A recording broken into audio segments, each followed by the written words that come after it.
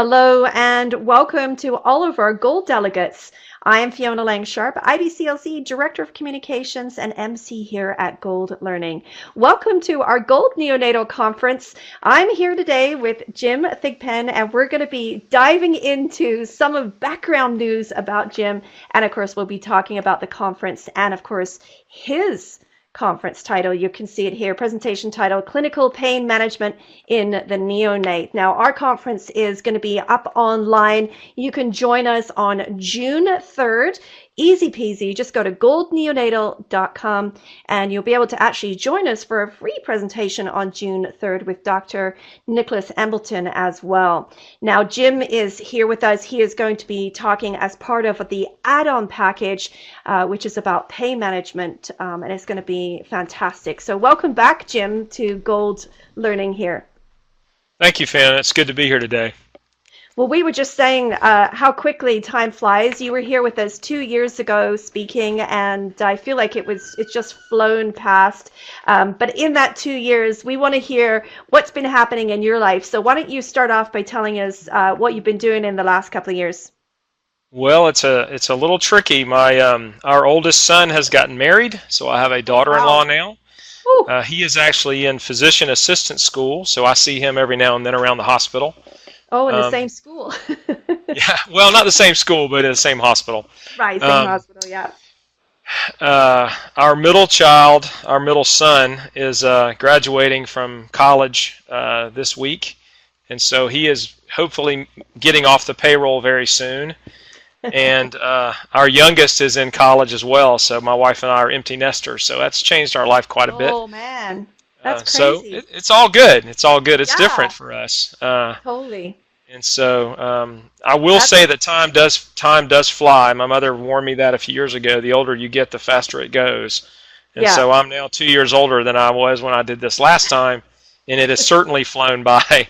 It doesn't feel like it's been 2 years. These days I'm still at Niswonger Children's Hospital, and I work a lot in our neonatal intensive care with various things. And as we'll talk about today, we just continue to try to do what we can and do the right things, even though we're learning oftentimes that what we thought has been right for years is not really the best thing. And so we continue to adapt our practices to get things right, I must say. And some of the stuff I'll talk about, it's really amazing to me how far we've come in my career and what I've seen with pain management, with other things in the NICU, like surfactant therapy was being developed when I was a student, and we were one of the primary centers for the research for Survanta, and it was fascinating to watch that. And it's been really an honor to see the changes in neonatology over the years, and to be at least a small part of it, at least where I've practiced and helped the other providers, the physicians and the nurse practitioners and the neonatal nurses kind of evolve with it, and us all kind of do it together and watch as we keep seeing our babies get smaller and smaller, honestly, compared to where I started back in '88 in the Children's Hospital, when I think our cutoff point was about 900 grams, and anymore 900 grams is a pretty decent sized baby anymore to me. So things have changed, and it's been fun to be a part of it, and it's been an honor. So that's kind of where we are. That's fantastic. That's fabulous. Well, for everything from your personal life changing, and reflectively looking at your career and the things that have changed in the business, so to speak, of NICUs and neonates. What's really interesting to me is that in reflection of what you're saying, you sort of bring this essence towards me, suggesting that things have evolved in a manner where perhaps we're a little bit more relaxed or open to learning more. I feel like it was a lot more regimented a few years ago, and now we're sort of taking a step back and saying, whoa, wait a second, there's got to be a better way, or let's look at this more deeply. Is that what you have sensed too, or what do you feel has shifted for you in that environment and behavior? Well, I think it has changed a little bit. I think, and I'll talk a little bit about how we've been able to shift some of our focus with some of the new technologies and new things that we're doing or have been doing for quite a while now, we're able to spend a little more time with some of the other nuances of caring for these babies. And I think that's allowed us to think and look a little more deeply into some of these other problems, like their nutrition and how we've kind of evolved with what we're giving them nutritionally, from lipids that just were soybean oil to ones now that have fish oil in them, and just all these different things that we have. And medicine has changed somewhat in that I think there's more communication between all participants. I think from back when I started in the late 80s, early 90s, it was a lot more formalized. Mm-hmm. We have a lot more open lines of communication, I think. And we had that back then, but it wasn't as just kind of inherent the way it is now. I think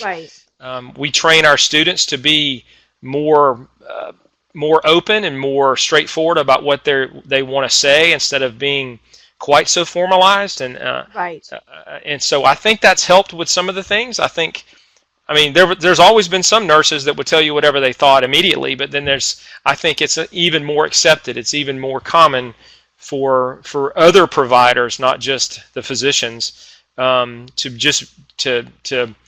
point out things that need to be done and not be so formal about things. And I think that's helped our evolution in neonatology. I think it's helped us with things that we've changed and we've noticed that needed to be addressed. And I think that's part of what we'll talk about today, is just how things have kind of evolved.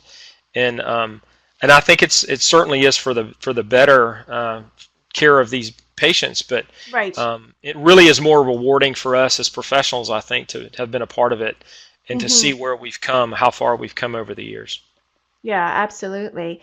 Yeah, I was just talking with one of our speakers today about the evolution of the NICU and what has been happening, and how important it is to bring, when we're bringing the students in, to make sure that they have a voice, because it actually produces better leaders overall. That was Leanne Cates McGlynn, and she's going to be speaking at our conference too. And it's so true. There's this sort of essence of, we need to onboard them really well so that they feel like they have a voice, they feel like they can speak up, because overall it's going to provide better care and management of our neonates and our families overall.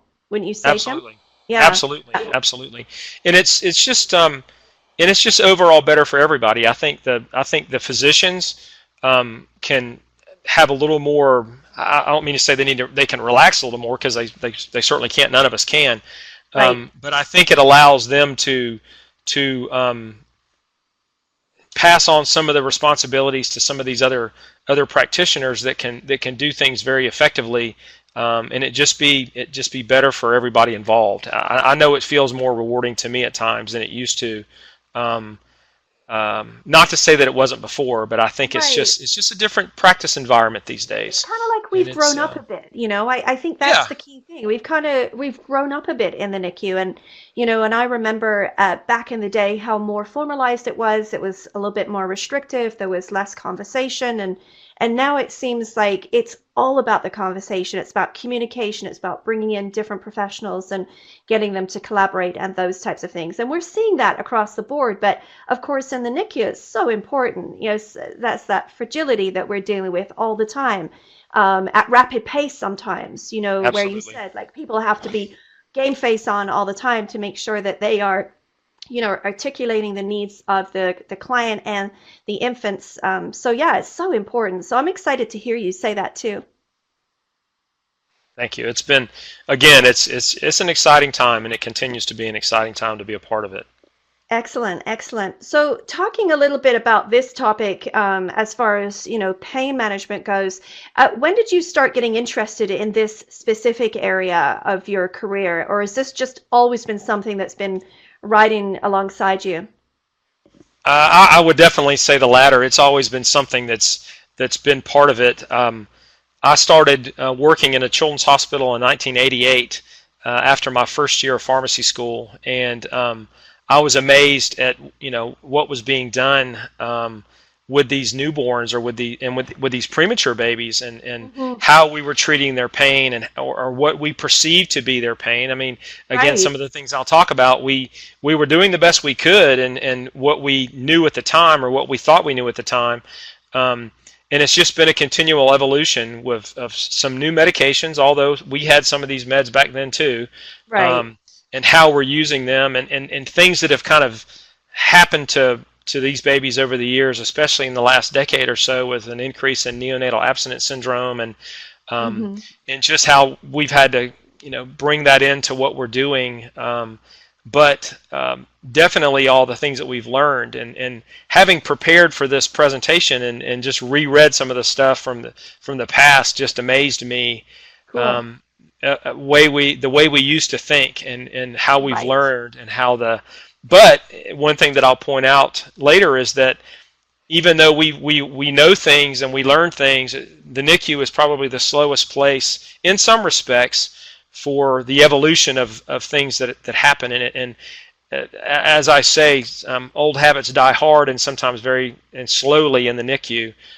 Some things that we know we need to do are kind of slow to happen, and Hmm. sometimes that's because we're just really cautious. And I think we all are. Um, we want to do what we know, and how to do things, and what's always worked for us. But sometimes we need to change our practice habits because of the new technology we have and the new information we have, and be Yeah. a little bit more brave about doing things with different drugs or different doses of those medications in order to provide the best care for these babies. And it's just a continual process that again, it's exciting to be a part of. Totally. Well, that's awesome. Well, thank you so much. It's been fun sitting down with Yeah, you, chatting with you, catching up on what's yeah. happening with you, and just talking out this topic, which I know is going to be great. And our audience will be able to come and listen to you online at our Gold Neonatal Conference, which kicks off on June 3rd. As I mentioned, easy to register. Go to goldneonatal.com. You can check out the full schedule. Jim's presentation is going to be part of an add-on package, which you'll be able to watch any time of the day or night, whatever works for you. So that is going to be awesome as well. Well, thank you again to Jim Thigpen for being with us here today. It's wonderful. And thank you to you, our listening audience. Have a wonderful day, everyone. Bye bye for now.